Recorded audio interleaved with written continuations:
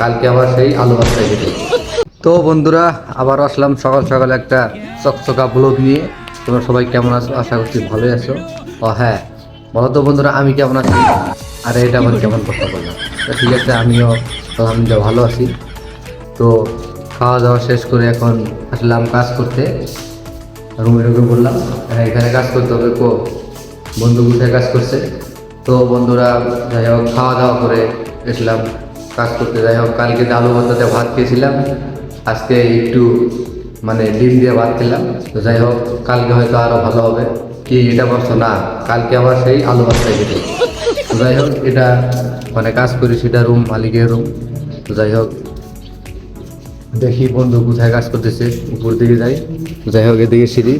হ্যাঁ, বন্ধু তো মানে কি কয় সামান বাতি নিয়ে এসেছে, কাজটা শুরু করতে হবে। হ্যাঁ, এই একটা কাম করব, এইটু আমার মালিকের মানে বাসা ইয়াতেই কাজ টাজ করি, মিস্ত্রি জিনিসপাতি যাই হোক সব নিয়ে আসতেছে। তো আচ্ছা বন্ধু, আজকে কোথায় কাজ কোথায় লাগাতে হবে? এইটু পথ